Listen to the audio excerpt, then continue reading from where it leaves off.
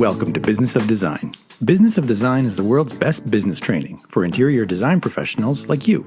The Business of Design podcast offers immediate, actionable strategies and a glimpse into some of the many field-tested, proven systems you can implement to transform your business and your life. After the show, head to businessofdesign.com and get started with the BOD 15-step project management strategy and 6 foundational programs. Together, they deliver the systems, procedures, and strategies you need to run a successful, highly profitable design business. There's no theory here. The complete BOD business model is yours through Business of Design membership. Business of Design. There's only one.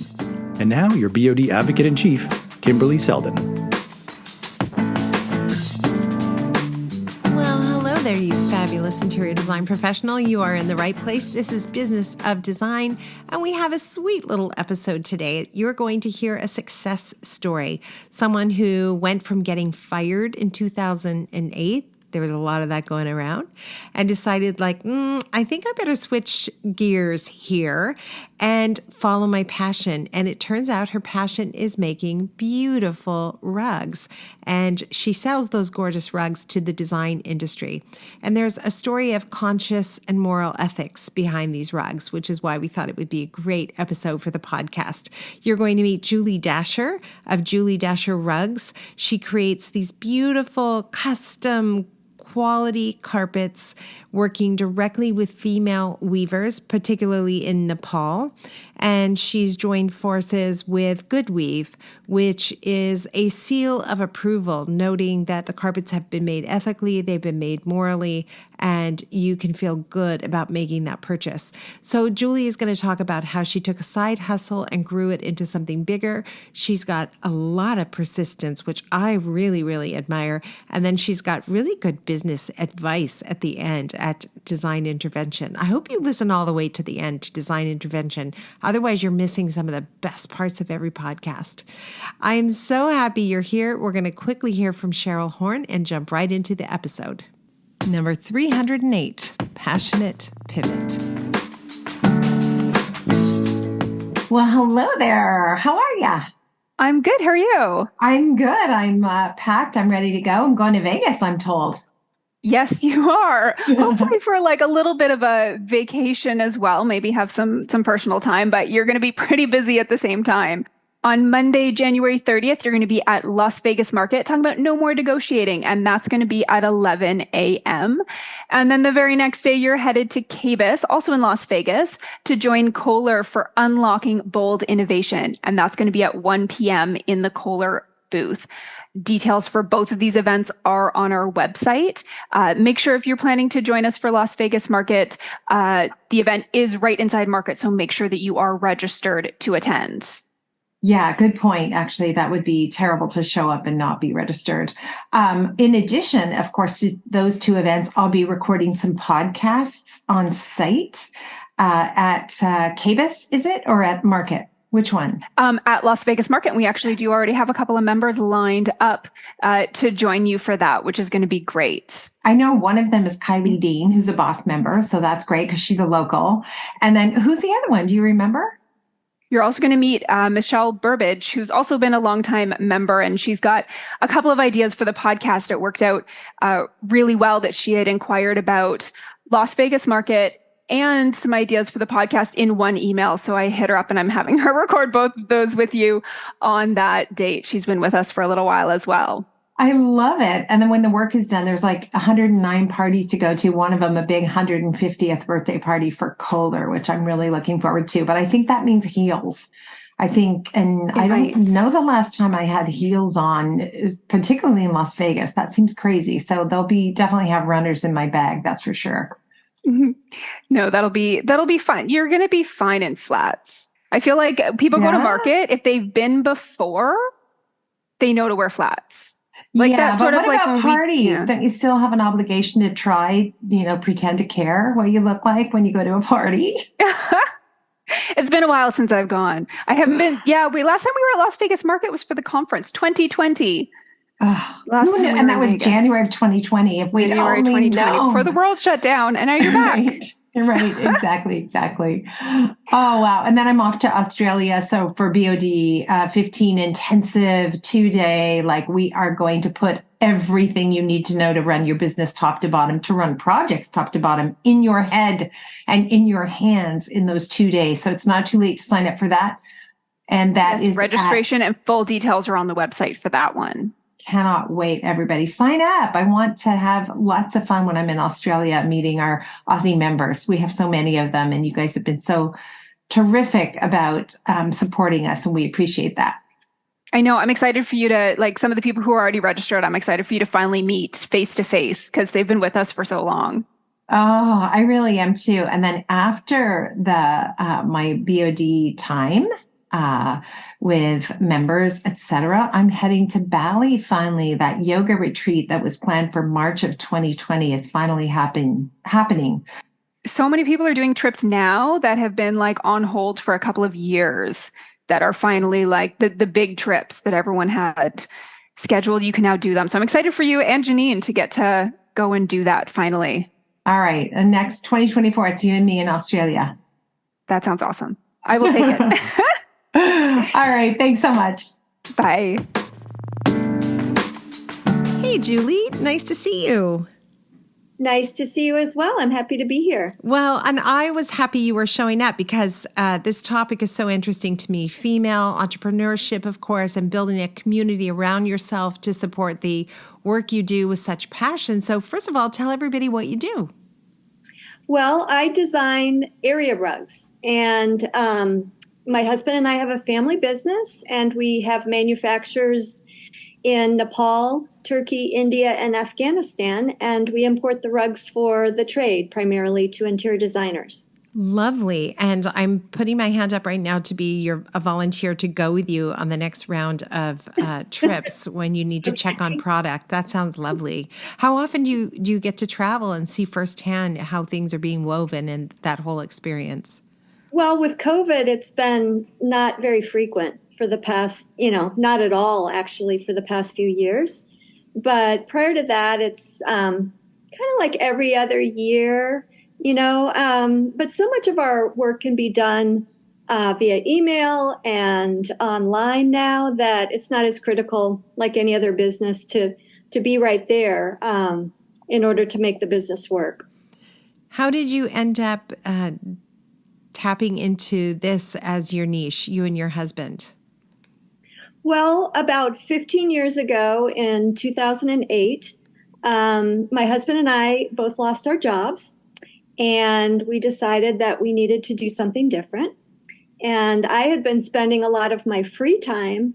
I had been a career counselor for a number of years and had spent a lot of my free time down in my basement studio, putting color, texture, and pattern together, making quilts, because I had learned how to quilt as a young person from my grandmother and my great aunt out in Idaho. And I just decided that I was going to design a rug for my dining room. So I went to Joann Fabrics one day and I picked embroidery threads for color, and I designed a pattern and determined the size, and I wired a bunch of money to somebody in Nepal that I'd never met. I just had gotten the Nepalese Yellow Pages online and found one of the many carpet manufacturers in Kathmandu. And so I sent him a bunch of money and I hoped for the best. And about 3 months later, American Airlines Cargo at the Minneapolis-St. Paul airport, where I lived at the time, called and said, "We have this big package for you." And so my husband and I drove out there and we got the rug and unwrapped it, and it was just as I had envisioned it. So it was really a fun experience, brought it home. And as I think a lot of entrepreneurs experience, my friends and family were like, "Oh, you should do this as a business. This is so wonderful." And in my family, art had been more of a hobby than a business. Right. So it took me a while to kind of get over that hurdle. But once I did and started designing, I just fell in love with creating rug patterns, and I thought it would be easier to sell to the trade as opposed to retail, because I wasn't really a trained interior designer and I didn't know a lot about putting a room together, but I knew how to create a rug. So I thought it'd be great to collaborate with the designer, the interior designer, and help them, create their vision for their room by placing the foundation on the floor. And has that proven to be true? Has it proven that interior design professionals are easier to work with, perhaps, than direct to consumer? I think so. It definitely has. But purchasing, most of our rugs are hand knotted in Nepal. Purchasing a hand knotted rug is a big investment, and all of our rugs are custom. We don't stock anything; they're all bespoke. So for the homeowner who's not maybe necessarily professionally trained in design, it's a big risk, and I don't know that a lot of people would really want to take that risk. Well, certainly not the risk you took off the bat. I'm not sure I would have had the courage to transfer some money to Nepal and hope for the best. But it turns out that you had some kind of inkling this was going to be part of your story. And I actually really appreciate this origin story. So once you and your husband launched your business and things are going well, how is it that you decided, I'm assuming that you decided to build a community of rug makers and weavers? What was the feelings that led to you guys wanting to do that? Well, I guess in some ways it's connected to the fact that we adopted our daughter from South Korea. And, we had traveled to Asia on a number of occasions. I had just a great love for that part of the world. Not only the people, but also the aesthetic, the design aesthetic in that part of the world. Mm-hmm. And I don't know, I just felt like they were kind of, my people. And so I really felt very passionate about finding a community of weavers that where I could, where they not only could they deliver a quality, beautiful rug for us, but I could help them earn more of a livable wage. Because historically, the women weavers in Afghanistan, for example, they weave these rugs in their home. They're painstaking efforts. They spend a lot of time. Oftentimes, they're mentoring their daughters into the profession. And then they take the rugs to the local market, and the Pakistani brokers, who are primarily men, if not all men, come to the market, purchase the rugs, and then sell the rugs to, the U.S. and Canada and Europe and other parts of the world where there's demand for these rugs. And the brokers, the male brokers are making all the money, and the women are just making, not much. And so I wanted to find a way to connect directly with the women so that they could earn, more money and more of a livable wage to, support their families. I'm sure that has been so gratifying, but are there any particular stories that come to mind about some of the weavers you've worked with and how their circumstances may have changed? Well, one of the things that we did from the very beginning of starting our business in 2008 was we became a licensed importer with Goodweave, which is a nonprofit in Washington, D.C., and they are working to reduce child labor in the rug making industry in Southeast Asia. I mean, believe it or not, there's still close to 250,000 children who are losing their education and their childhoods, their early education and childhoods to the loom. They're working on the loom, and it's, an enforced kind of labor. And Goodweave is helping to make that a lot better, in addition to improving sustainability in the rug making industry and so forth. So, we've had, I guess I don't have any, specific person that I can talk about, but we feel very good about the fact that the money that we're donating as a percentage of our profits each year to Goodweave is helping to create schools and community services and other, good things in the weaving communities.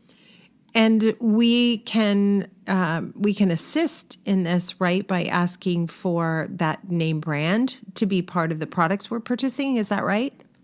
Yes, absolutely. When I go to Costco, for example, certain times of the year, they'll bring in tons and tons of rugs. And I just kind of shudder because I know in my heart that there were a lot of kids that were involved in in making, some of these rugs anyway. I mean, it's not a put down of Costco per se, but, there's certain supply chains where there is no oversight on who's making the product. And that's just really important to me. So when you're purchasing a rug, if you look for the Good Weave sticker on the back of the rug, then you can be assured that no child labor was used in making that rug.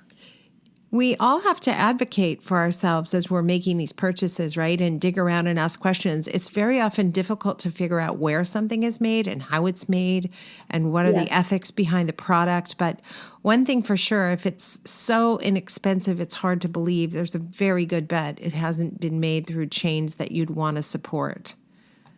That's exactly right. And, I think, most people want to do the right thing and, improve sustainability and all that good stuff, but it does come at a cost. And so we have to be making decisions with our pocketbook that, we feel are the right ones for our future. I've gotten bolder as I've gotten older, like the little rhyme I did there.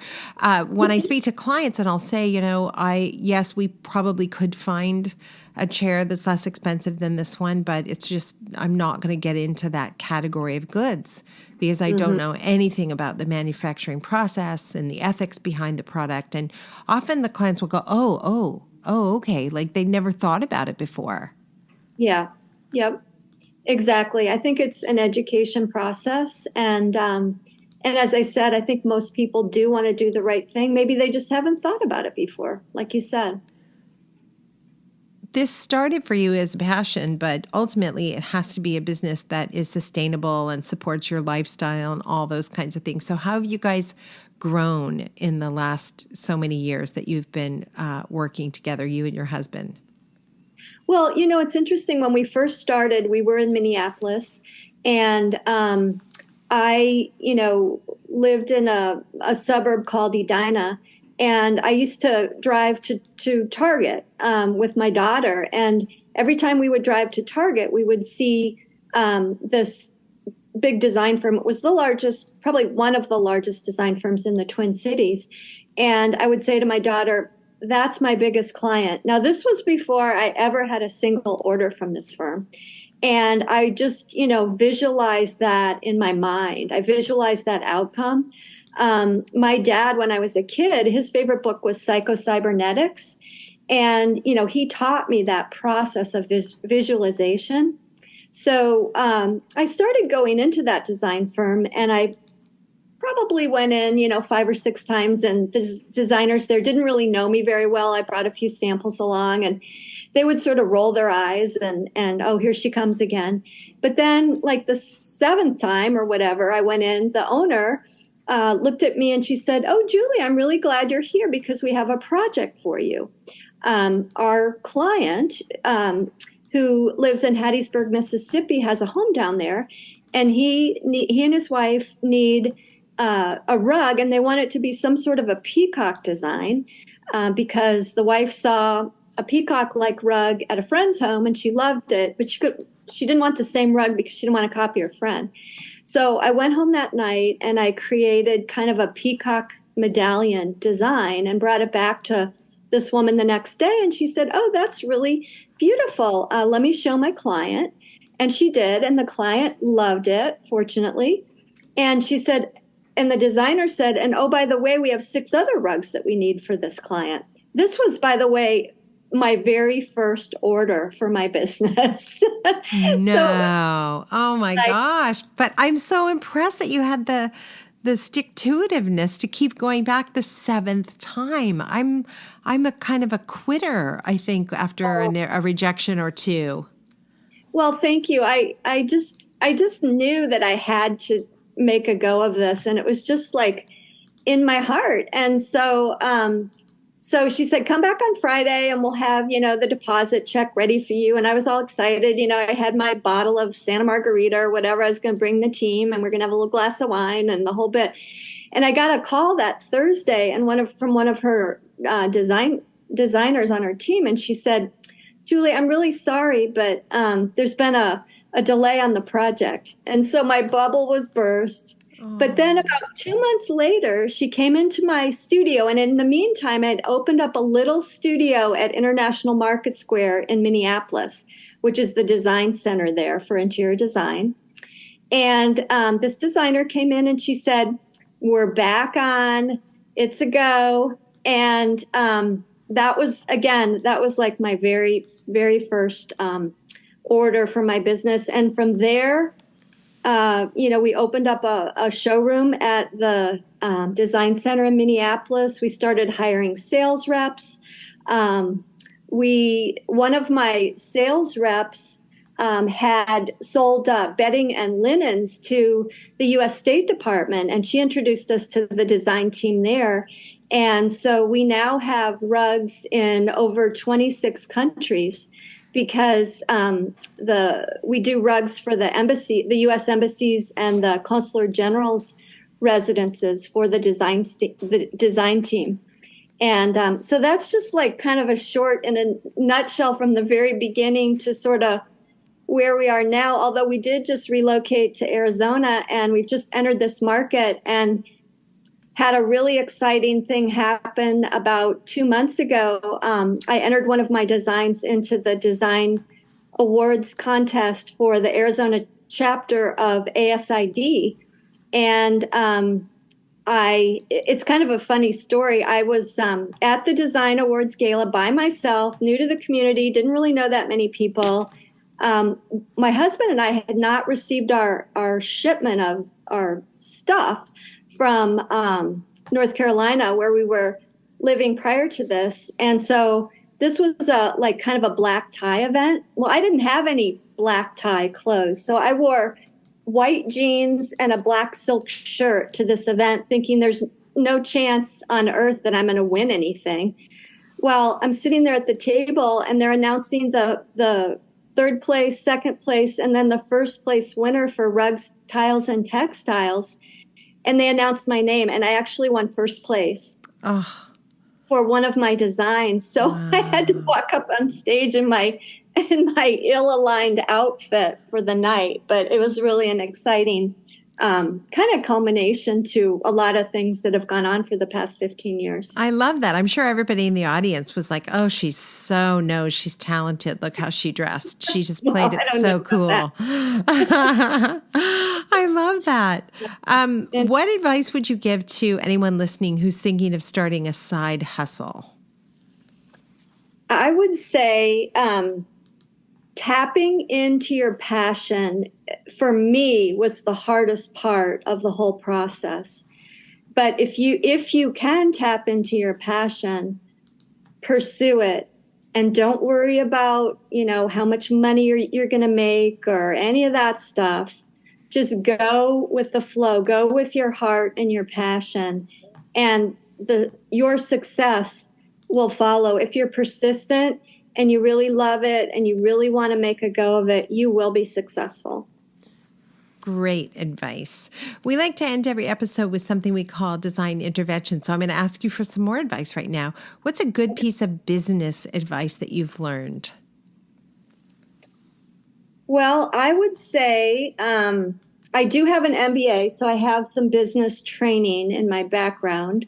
But we grew our business, my husband and I, totally organically. We did not borrow any money. We did not have any investors.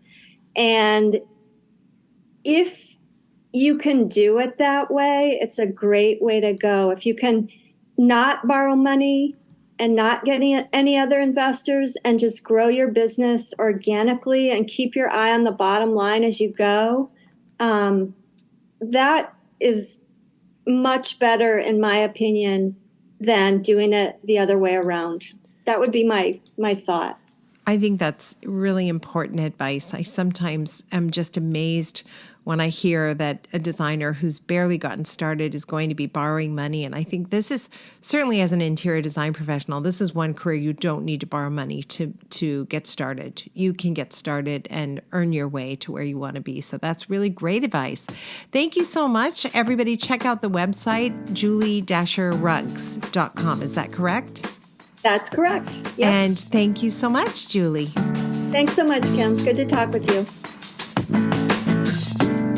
Thanks for listening and supporting the BOD mission to improve the industry one design business at a time. If you're ready to implement an exact business model for running a streamlined, profitable business, field tested by thousands of design professionals around the world, head to businessofdesign.com and get started today. It's time to dramatically improve your business and transform your life.